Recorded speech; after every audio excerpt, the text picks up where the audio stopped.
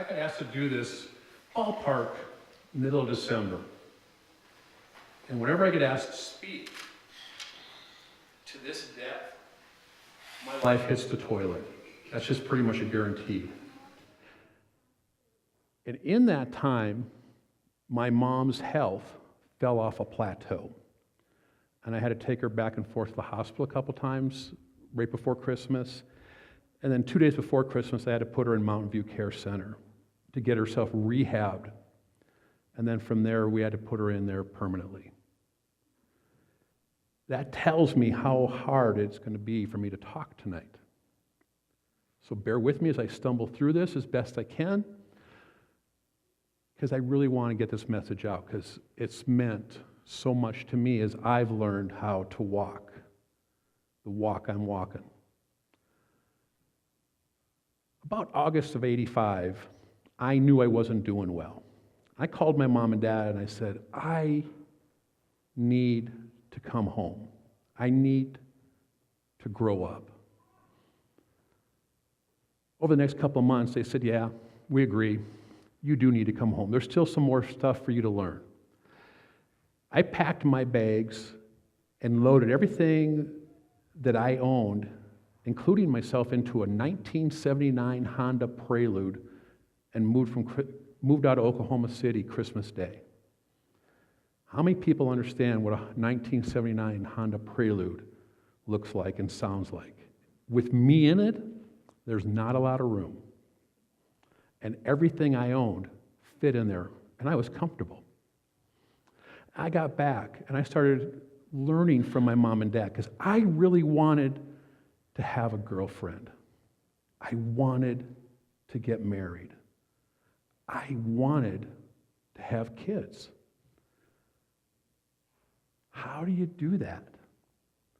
My dad's just incredible inspirational quote was, Joe, your job is to find a girl whose holes in her head are going to fit the rocks in yours. The better fit you get, the better off you're going to be. With that, I started to date. And at that same time, I decided I needed to become a businessman, so I opened up a store on South Wilson on Main Street in Bozeman. I am one of the few men that you'll ever know and get to meet that has honestly sold over $500,000 worth of women's clothing. I know the difference between a skirt and a dress, a blouse and a shirt. I know what a French felled seam is. And I know the difference between knockoffs and designers in seconds. So I'm a pretty good catch. One of the girls I was working with as a customer, she was in and out of my store a lot, we started to date. And as the period would go on, we started to get more serious. And we got more serious. And we got more serious. Because I thought the holes in her head and the rocks in mine were doing a pretty good job of getting together.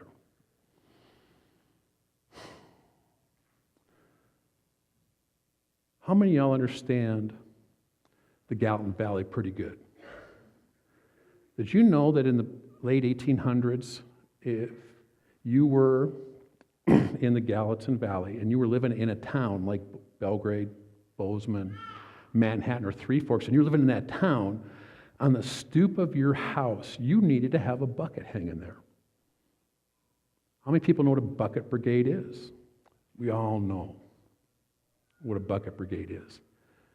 But I can't think of anybody in this crowd that has ever been part of a bucket brigade. And I can tell you, in my 20s, you wouldn't have wanted me in your bucket brigade, because I was ample ADD, ADHD. Even now you can tell as you watch me bounce around the walls before this thing got kicked off, I don't sit well. And if I'm bored, it's bad. In the bucket brigade, all you're doing is passing buckets. And which part of that bucket brigade is more important? Is it the sending line to the fire? In my belief, it's the going back line to get it filled up again. Because if you don't have a return bucket, there's no sense in even trying to put the fire out. And even in the sending back line, you wouldn't want me. I'm too chaotic. And in my 20s and in my early 30s, chaos was rampant in my life. And me and that girl were dating. And the neat thing about that girl is she had a daughter. And I got to experience what it was like to have a kid in my life. And that even fueled the fire more. I wanted to be a dad. I wanted to be a husband. So we got even more serious. And it was part of my enjoyment of the fun of being a business owner downtown and doing all the stuff I was doing is you have to go on buying trips. So twice a year I was flying out for my summer fair and my winter fair, getting ready for Christmas, getting ready for summer. It was time for me to go out and buy my Christmas stuff, which is early spring. And that's the one buying trip I can't mess around on. So I really just said, hey, I'm sorry, I'll go on this trip. She wanted to go. I said, no. I need to go and really pay attention. I got to buy my stuff. Because Christmas in downtown Bozeman, you don't drop the ball. You've got to be on task. Part of my life, as I said, the chaos was there. What happened to me was I was still doing the same things pretty much even during that time as I was doing in my early 20s, is I was sent to a drug and alcohol treatment center in my early 20s, and at that drug and alcohol treatment center, one of the things they taught me was get on your knees in the morning and say this prayer, which is, Lord, I offer myself up to thee to do with me as thy will. Take away my difficulties, that victory over them will bear witness. And I was praying that prayer every day. And at night, when you get done, it told you if you did a really good job, you just get on your knees at night before you go to bed, you just say, thank you. And you review your day. And if you make a mistake, say you're sorry for it. And if it's a really bad mistake, you may need to go back to the person you made the mistake with and say, I'm really sorry. Wish I didn't have, wish I shouldn't have, maybe I couldn't have, and I'm really sorry. So on my buying trip, of course, I'm on my knees in the morning. It's like, Lord, I offer myself up to thee.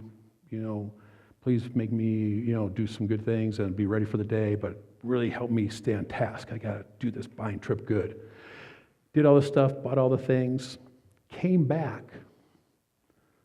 and I expected her there to pick me up at the airport, and she wasn't there. So I get a ride. Tracked her down the next day, and we weren't connecting. It's like, what's wrong? And she wasn't wanting to talk to me. She was, answering questions politely. But she was sick. And this girl was not one that got sick a lot, but she was sick. I kept on asking her, what's going on? Because I'm a nosy dude. I'm not one of those closet, one of those big, oh, don't worry about it, but I like to know what's going on. I kept on poking on her, trying to get it out of her. A couple days later, I finally said, we've got to talk. I sat her down. I said, you need to tell me what's the matter. And she looked at me. And she said, I had an abortion while you were gone.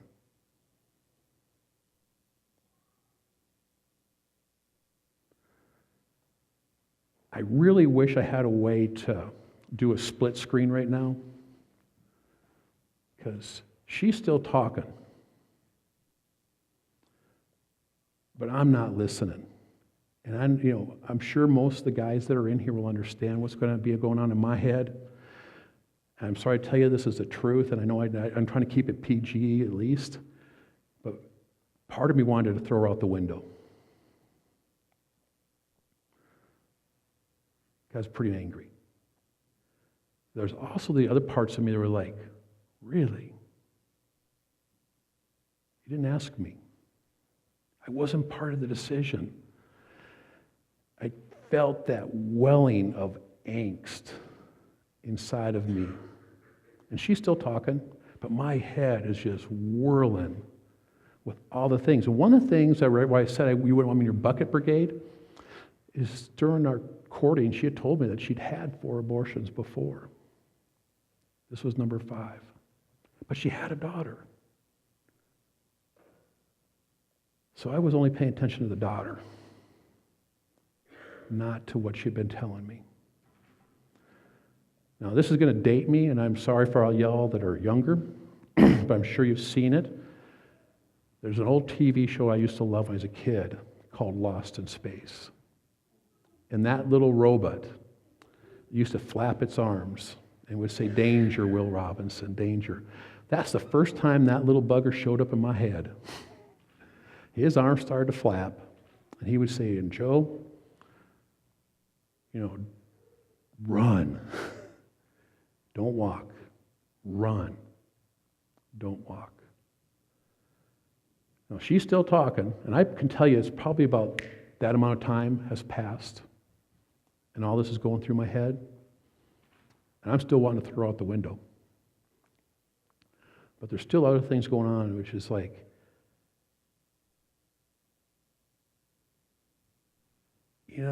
I hope you understand what that means when I just couldn't finish the sentence, because I was so hurt.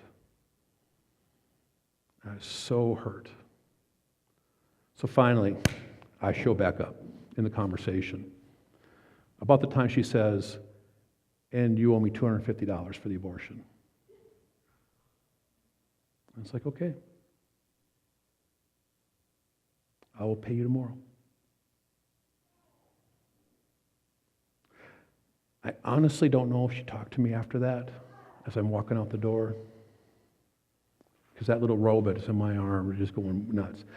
You can't tell by my petite little frame, but I used to be a bicycle racer and a mountain bike racer and a really, really good skier. And it's still in the fall, spring, fall. So the very next day, I went for my very first 100-mile bike ride. And at that time, before she talked to me, I was maybe doing 150 miles a week. But after she talked to me, I was doing up about 250 to 350 miles a week. Just riding my bike, sweating it out. Trying to make sense of what had happened. And I wasn't having a lot of luck. At that time, there was a girl that used to run a store on 7th and Mendenhall. And she'd always ask me, can I ride bicycles with you? Can I ski with you? I'm not a good teacher. Y'all can tell that. I'm not even a good preacher. I hope you know that. But what I did tell her is, if you're willing, I will ride my bike, answer the questions, and you're more than welcome to come along. And she did. Now, it wasn't nice. We went up what we called Mystic Lake, which is, they call it Bozeman Trail now. And if you park there in the beginning and you ride the 5 miles, you get to the bridge, and then you ride another 5 miles, you get to Mystic Lake. Well, there's a 1.5 mile shortcut that's literally a goat trail. And I decided, you know what, if she really wants to ride bikes with me, and if she can survive that 1.5 mile goat trail, we're in. Now, I can't tell you how much of that she pedaled, but I can tell you that when I got to Mystic Lake, I looked back, and she was still there. She later told me she carried the bike most of the way. But you'll learn about that later. So for the next literally 18 months, me and Tanya, my wife, rode bikes. We skied over 90 days a year as I tried to work my way through what had happened. I just didn't have enough tools in the toolbox to really understand what had happened. I knew what she had said. I knew what it had cost me. But I didn't understand. And then me and my wife got married.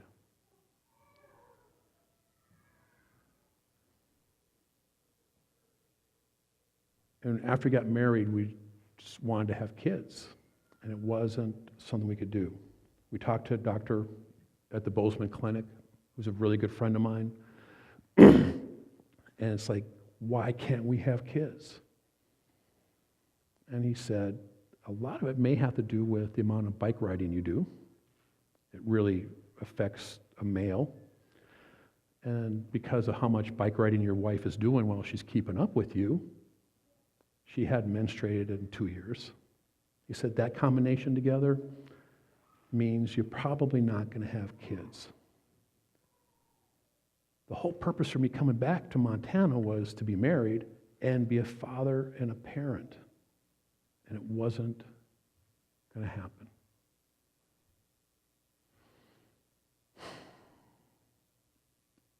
So we decided to be yuppies and just live as best we could and enjoy ourselves. Thanksgiving happens, and in my house, at Thanksgiving, that means Christmas. So after Thanksgiving dinner, I decided to put the Christmas decorations out.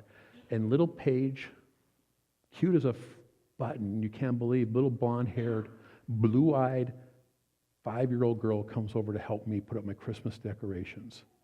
Now, normally you can do Christmas decorations within an hour and a half, right? With 5.5-year-old Paige, it's 3 hours, and we're still not done. But I'm having more fun than you can believe. And I'm looking at Paige, and I'm thinking, this is what I want. We finally get the decorations up. Paige goes back to her house. I walk in the front door, and Tanya was looking at us through the window and all that stuff, and she smiles at me and said, how much fun was it? I said, girl, let's adopt.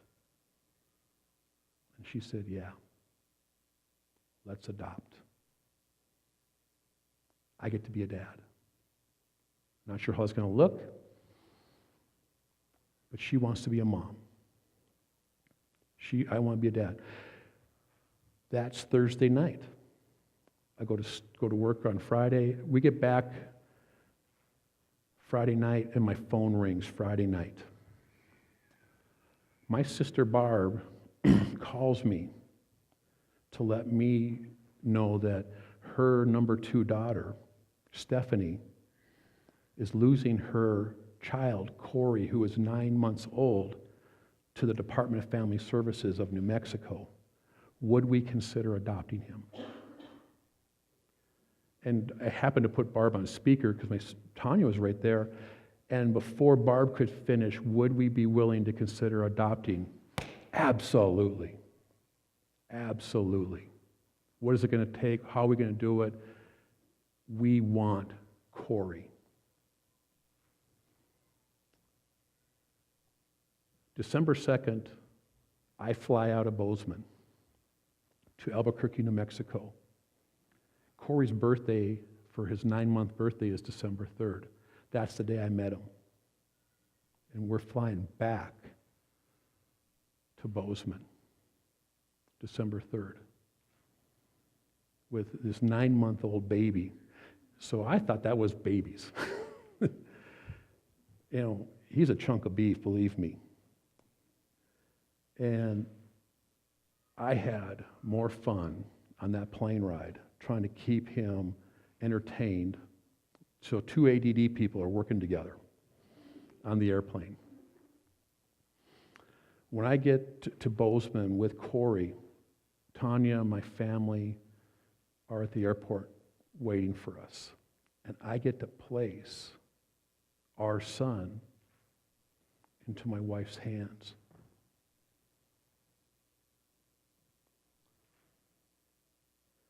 I really hope y'all get to know what that feels like, because I'm not sure. I'm pretty assuming that everybody's married and has kids, or not, but it's like the moment of,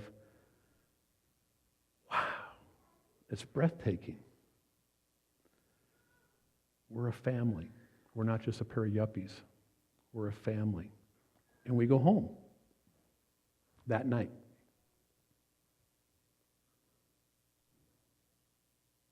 What we didn't know is that the reason Corey was lost and being lost into the Department of Family Services of Mexico is they would mark the diapers on Corey at Friday, and it was in the same diaper when he come back on Monday. She was a crack cocaine user, so he was conceived on crack cocaine, through the womb on crack cocaine, nursed on crack cocaine. So we get home that night to get ready to go to bed. We put Corey in his crib that we'd gotten for him, and he started to cry. And he cried pretty much all night long. So my image of that is me and Tanya leaned against the wall with Corey in her lap, our heads against each other, and one of us was awake with them throughout the whole night. And that went on all of December. He cried at night. It went on all of January. He cried at night. He had to go through what he had to go through as he weaned himself off of the drugs, the abuse, and then just knowing that we weren't going anywhere. End of February, me and Tanya had worked out a deal pretty much where I've always been a night owl. My joke is always, if you want to talk to me, it's 1 a.m, not 7 a.m. And Tanya is always, the joke is, if you call after 9 o'clock, that's stupid because she's not awake. If you want to talk to her, call her at 5 a.m. So we just kind of worked out the split shift. But Corey was still crying and still having a hard time doing that. And I want you to know, my father is a world-renowned psychologist. My mom never got the psychology degree, but she's a world-renowned psychologist also. We knew what that meant. We knew about all of that. We did everything we could to figure out how to get some kind of bonding going with Corey. We just couldn't figure it out.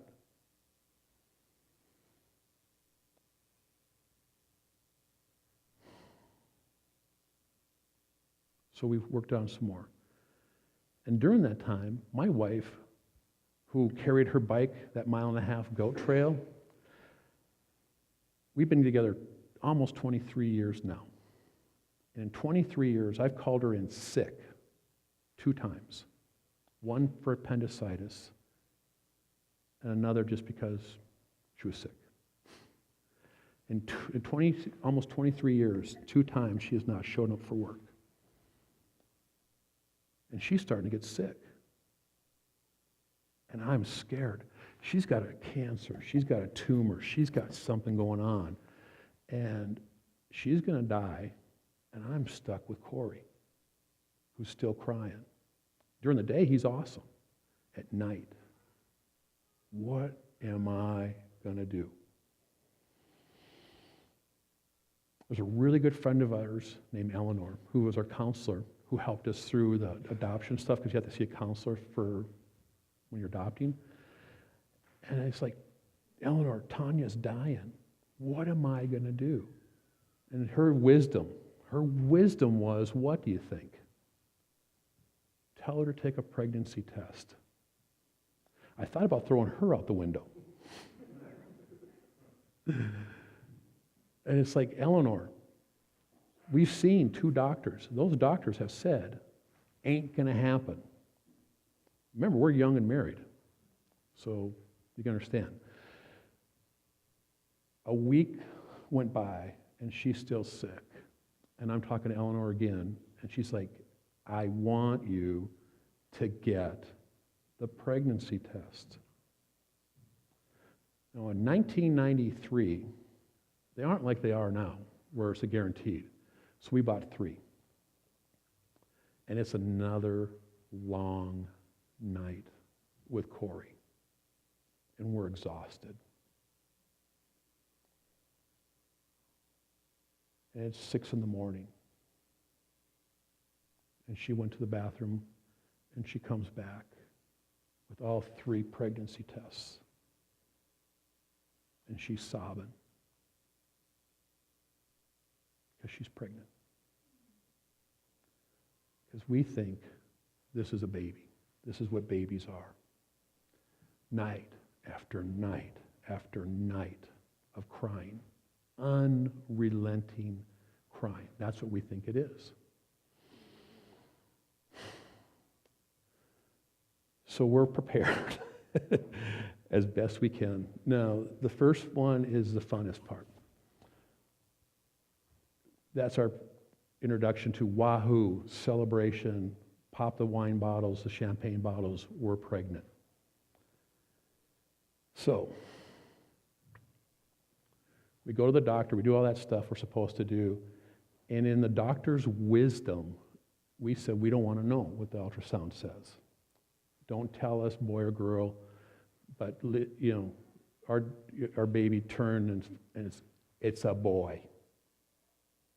So for 6 months, everything we have is celebrating baby boy Lair coming. November 3rd of 1994, Elizabeth Carrie Lair shows up.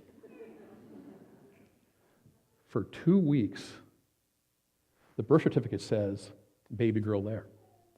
The moms are the ones that are laughing the most, not the dads, because they understand, how do you take your brain 180 degrees to get that boy stuff into girl stuff? Because everything we had was boy. And we had boy names, and I cannot remember the boy's name that we had, but we did. So Elizabeth shows up. Elizabeth comes home, and we're prepared for what? Unrelenting crying. And she went to bed. And she didn't wake up. Corey did. But Lizzie went to bed and never woke up. So now we're a family of 2. Life keeps going on. Some things happen, and we're pregnant again. I still am asking Dr. Ramsey, who told us the babies could happen, you're paying for this, right? And that's his answer too, the chuckles. He said, God provides. And March 28th of 96, Quinn comes home. And we're prepared. And he went to bed and never woke up. He just kept on being the baby that he's been all his life. Corey still is having some of his problems. And we're beating on doctors' offices, we're beating on the doors, and we're like, something's wrong, and we don't know what it is. Finally, at 3.5 years of age, I have 3.5, me and my wife Tanya have 3.5, we have 3 babies underneath the 3.5. And at 3.5, we finally get a wear agency to come into our house and just look at Corey. And that's when we found the diagnosis of autism in his life, which helped explain some of what was going on with Corey, but not all of it.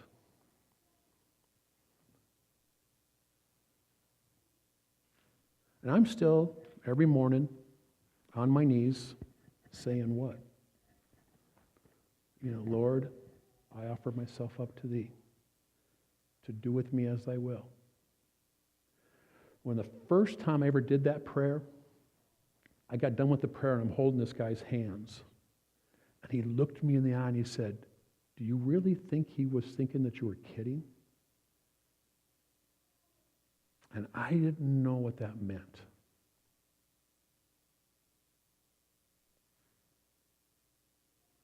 At 3.5 and 4 years of Corey's age, and I have 2 other kids, I started to comprehend what that meant. And I had never really said anything.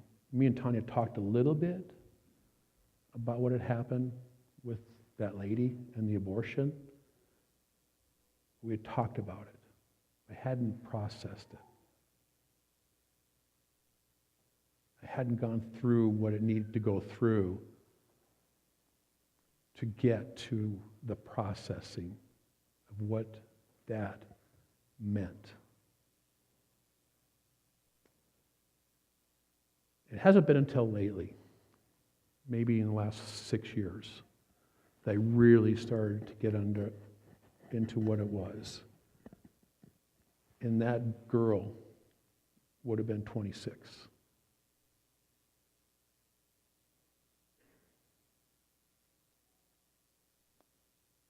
I'm not sure what her name is. I have a couple of names I never really talk about, but I know what they are. And we've had some conversations. And I can't tell you what it meant to look into the heavens and say to her, I'm really sorry. I was an idiot. And I cost you your life.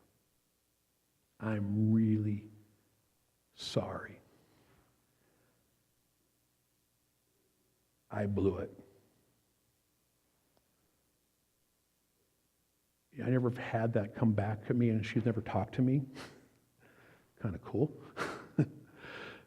But I've been there with my wife. And I've been there with my wife. I've had to look at my wife in her eyes a couple times and say, I'm really sorry. I shouldn't have done that.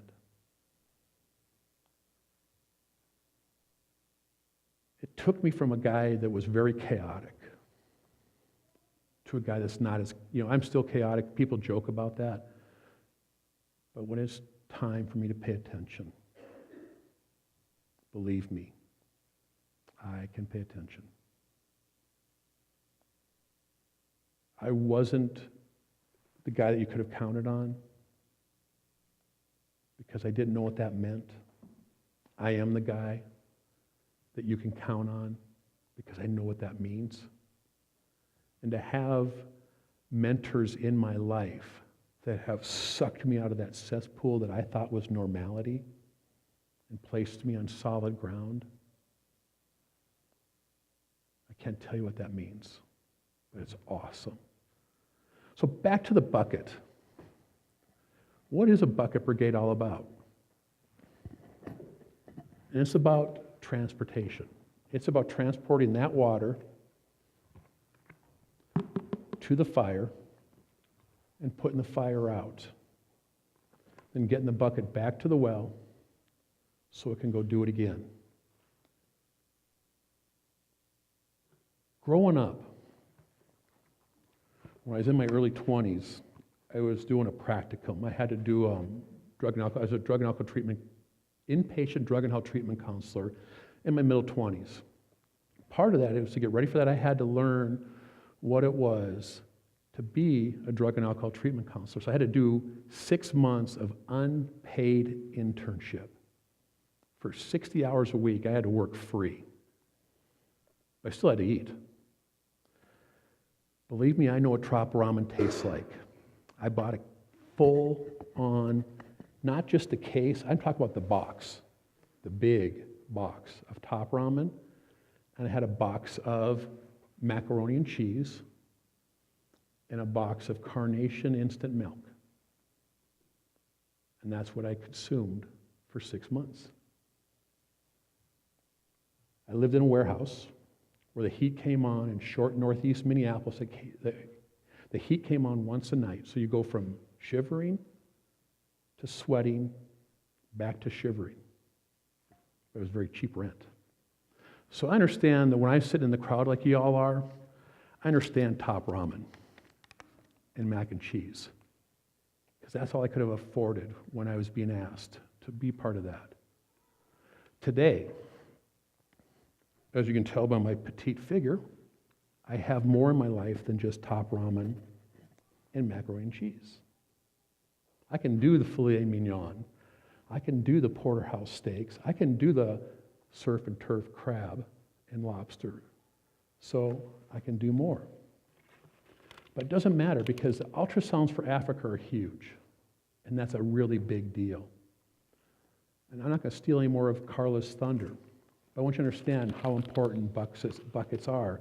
Because I want a bucket brigade line from Bozeman, Montana, all the way across to Africa to show those kids and moms and dads and families just how important they are to Bozeman, Belgrade, Manhattan, Three Forks, the Gallatin Valley. They're crucial. Thanks.